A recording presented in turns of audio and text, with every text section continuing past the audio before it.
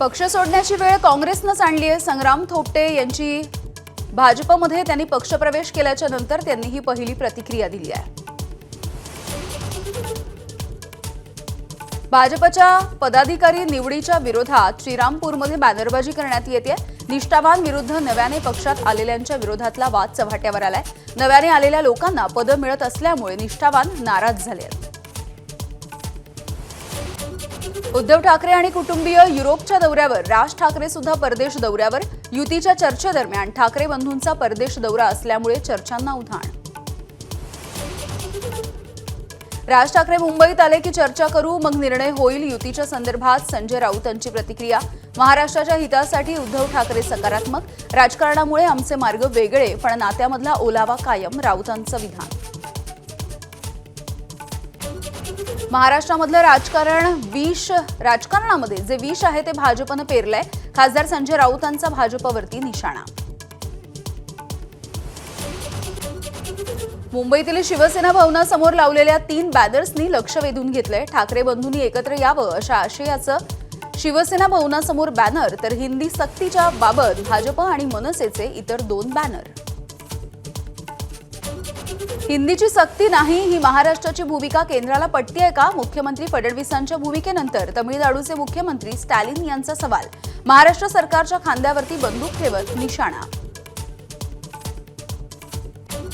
हिंदी भाषेवरून भाजप आणि मनसेमध्ये banner war. भाजपच्या बॅनरला मनसेचं प्रत्युत्तर, हिंदी ही भाजपची भक्ती नव्हे तर सक्ती। मनसेचे बॅनर, काल भाजपकडून ही नव्हे भाषेची सक्ती, ही तर महाराष्ट्राची भक्ती अशा आशयाचे बॅनर लावण्यात आले होते।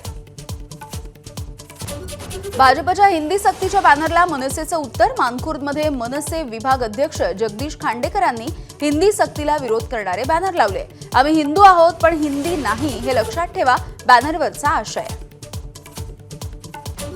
बारामतीमधील विद्या प्रतिष्ठान शैक्षणिक संस्थेच्या बैठकीसाठी शरद पवार आणि सुनेत्रा पवार एकत्र। बैठकीला युगेंद्र पवार हे सुद्धा उपस्थित। यावेळेला वाढदिवसाच्या निमित्ताने युगेंद्र पवार यांनी सुनेत्रा पवार यांचे आशीर्वाद घेतले। सांगलीमधील 4 माजी आमदारांचा आज अजित पवार यांच्या राष्ट्रवादीमध्ये प्रवेश।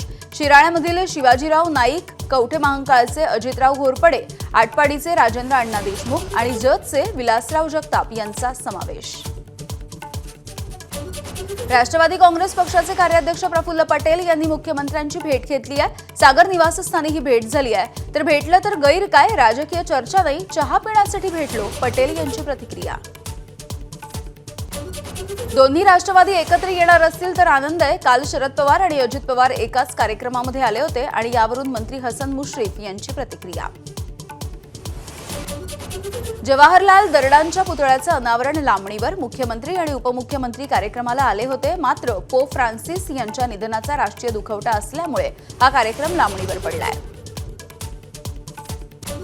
अहिल्यानगरच्या चौंडी गावामध्ये 29 एप्रिलला राज्य मंत्रिमंडळाची बैठक आहे। राधाकृष्ण विखे पाटील यांच्याकडून तयारीच्या सूचना। मुख्य सभामंडप, वातानुकूलित यंत्रणा, जनित्र आणि सीसीटीव्हीसह यंत्रणा उभारली जाणार आहे। शिक्षकांच्या ड्रेस कोडच्या निर्णयावरती सामनामधून टीका। शिक्षकांना गणवेश मिळणार असतील तर मंत्र्यांना सुद्धा गणवेश द्यायला हरकत नाही, सामनामधून टोला। यावेळी मोदींच्या ड्रेस कोडवरती सुद्धा टीका झाली आहे। पुण्यामधील तनिषा भिसे मृत्यू प्रकरणी 3 रुग्णालयं महाराष्ट्र मेडिकल काउन्सिलच्या रडारवर। मणिपाल, सूर्या, इंदिरा आयव्हीएफ रुग्णालयाला एमएमसीकडे सादर करावा लागणार अहवाल। रुग्णालयांचा अहवाल मिळाल्याच्या नंतर एमएमसी अंतिम निर्णय देणार आहे। पुण्यामधील तनिषा भिसेंच्या मृत्यूच्या नंतर चौकशी समितीकडून राज्य सरकारला शिफारशी सादर। दीनानाथ मंगेशकर रुग्णालयाने टाळाटाळ केल्याचं अहवालामध्ये स्पष्ट। डॉक्टर सुश्रुत गैसास यांच्यावरती गुन्हा दाखल झाल्याच्या नंतर आयएमए आणि हॉस्पिटल बोर्ड ऑफ इंडिया आक्रमक झाली आहे। गैसासांवरती कारवाई झाल्यास डॉक्टरांचा राज्यव्यापी आंदोलनाचा इशारा। तनिषा भिसे मृत्यू प्रकरणामधील डॉक्टर गैसास यांची सुरक्षा पुणे पोलिसांनी हटवली। गैसास यांच्या जीवाला धोका असल्याचं कारण देत पोलिसांनी त्यांना सुरक्षा दिली होती। दीनानाथ मंगेशकर रुग्णालयाला 10 लाखांचा दंड कमी, दंडाच्या रकमेमध्ये वाढ करा। आमदार अमित गोरखे यांची मागणी। आयएमएने भिसे कुटुंबाची बाजू समजून घ्यायला हवी, गोरखेंचं विधान। धनंजय मुंडेंचे निकटवर्तीय राजेंद्र घनवट यांच्या पत्नीचं अकस्मात निधन. सामाजिक कार्यकर्त्या अंजली दमानिया यांची ट्विट करून माहिती.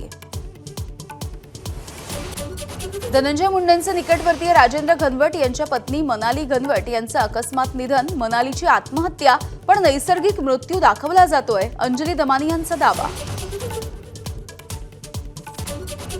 वाल्मिक कराड जेलमध्ये पण कार्यकर्त्यांची अजूनही दहशत. बीडचे उपविभागीय पोलीस अधिकारी विश्वंभर गोल्डेंनी 23 फेब्रुवारीला सीआयडीला दिला जबाब. मकोका न्यायालयामध्ये हजर केलं तेव्हा सुद्धा कराड समर्थकांचा गोंधळ, जबाबामध्ये उल्लेख. बीड महादेव गायकवाड मारहाण प्रकरणामधील 3 आरोपी ताब्यात. हॉटेल गावरानचे मालक असलेल्या महादेव गायकवाड यांचा मारहाणीमध्ये मृत्यू झालाय. ग्राहकाचं भांडण सोडवणं त्यांना महागात पडलं. पाणी टंचाईवरती मुख्यमंत्री फडणवीसांनी सर्वपक्षीय बैठक बोलवावी, खासदार सुप्रिया सुळे यांची मागणी. पाणी टंचाईवरती एकत्र येऊन काम करण्याची गरज असल्याचं सुळेंचं विधान. राज्यामध्ये जिथे पाणी टंचाई असेल तिथला आढावा घेण्यात आला असून सर्व जिल्हाधिकाऱ्यांना मुख्यमंत्र्यांनी पाणी उपलब्ध करून देण्याच्या सूचना दिल्या आहेत. उपमुख्यमंत्री एकनाथ शिंदेंची माहिती. हिंगोलीच्या काळापाणी तांडा गावामध्ये भीषण पाणी टंचाई. घोटभर पाण्यासाठी महिलांची वणवण. टँकरची मागणी करून सुद्धा प्रशासनाकडून पाणी पुरवठा होत नाही आणि त्यामुळे नागरिकांचा संताप. एबीपी माझा, उघडा डोळे बघा नीट.